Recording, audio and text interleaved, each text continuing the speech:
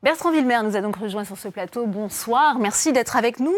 Sami Adochir vient de le dire, seuls les Américains continuent à faire ce choix, à faire voler ce Boeing 737 MAX. Comment expliquer cette décision ?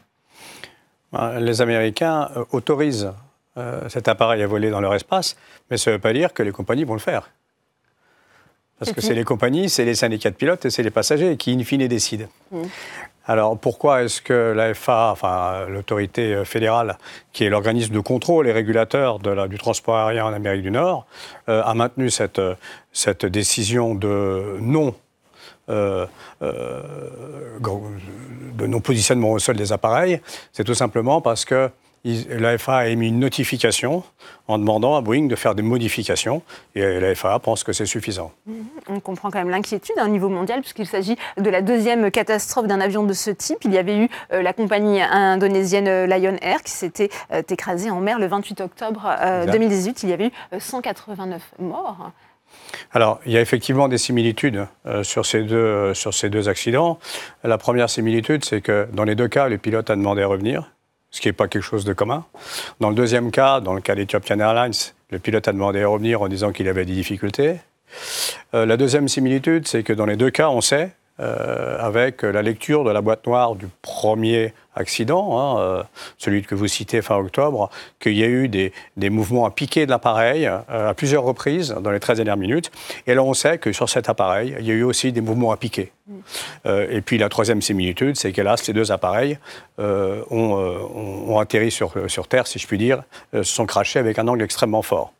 Donc ces trois similitudes ne veulent pas dire grand-chose sur le fond de l'affaire, mais l'analyse de la boîte noire du précédent vol est suffisamment avancée pour que ce peu de symptômes que nous avons sur l'avion Ethiopian veulent dire quelque chose pour la FAA. Mais pourquoi Boeing n'a pas procédé à des modifications, des améliorations après ce premier crash au mois d'octobre ? Parce qu'avant de se décider, il fallait peut-être avoir plus d'éléments, peut-être que la réflexion et la lecture de la boîte noire du premier accident n'est peut-être pas assez avancée, ou peut-être tout simplement que Boeing considérait qu'il pouvait éventuellement proposer une planification pour modifier leur programme de vol. Alors maintenant, ils n'ont pas de planification, maintenant c'est imposé par l'autorité fédérale américaine. Ils ont jusqu'à fin avril.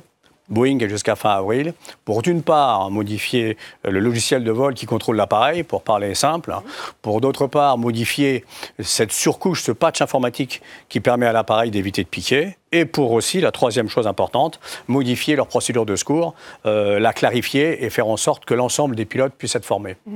Justement, sur ce point de la formation, c'est très important. On a vu ce tweet de Donald Trump, il dit aujourd'hui, bien que c'est trop compliqué, il faut revoir cette formation des pilotes.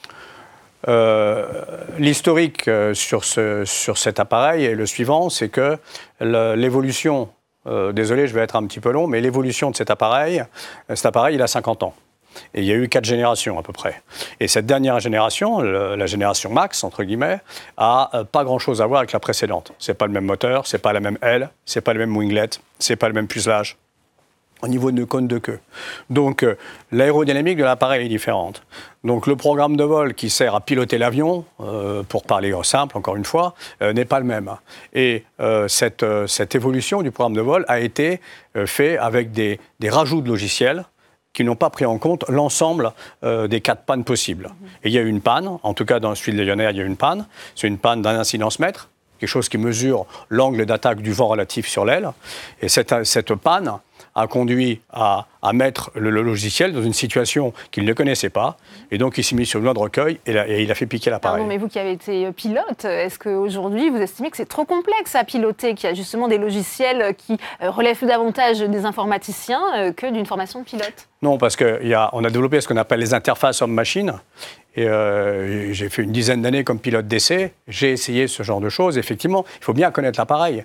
Mais c'est ce qu'on appelle des aides au pilotage. Les appareils sont de plus en plus sûrs.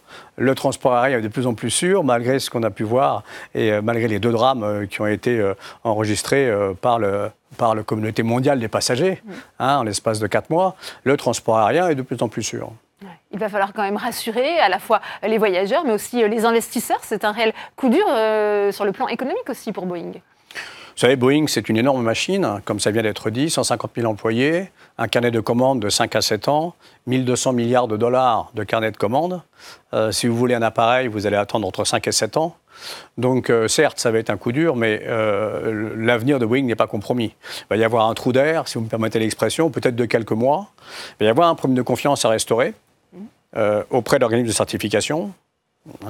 L'Agence fédérale de l'aviation américaine, ça c'est clair, qui elle-même peut être en cause, et puis auprès des passagers. Mais il y a un point supplémentaire, c'est la partie judiciaire. Parce que dans un accident comme celui-là, il y a différents types d'enquêtes. Il y a l'enquête technique qui est donnée à un bureau d'enquête-analyse, hein, c'est ce qui se passe en Europe, et il y a des bureaux d'enquête-analyse dans tous les pays. Et puis, il y a l'enquête de justice, l'enquête judiciaire.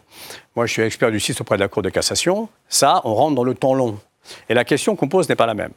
Dans le premier cas, la question qui est posée, c'est qu'est-ce qu'il faut faire pour pas que ça recommence?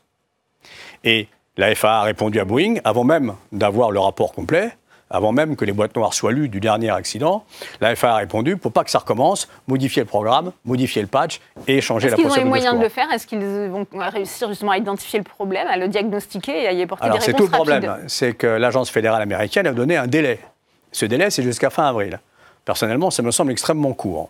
On sait qu'il y a aussi le Sénat américain qui va se saisir du problème avec des auditions. Là aussi, ça peut mettre la pression sur Boeing? Alors, l'affaire a été extrêmement peu couverte dans les pays de l'ouest de l'Europe. Cette affaire a fait l'objet de beaucoup d'investigations extrêmement sérieuses outre-Atlantique, investigations auxquelles j'ai par bonheur été mêlé. Et le New York Times notamment a fait un travail extrêmement fouillé, extrêmement technique. Alors évidemment, c'est un peu rébarbatif, c'est très technique.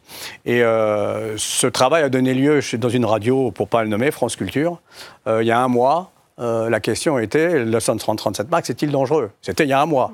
Et j'ai fait cette émission en direct et la réponse était oui, il est dangereux.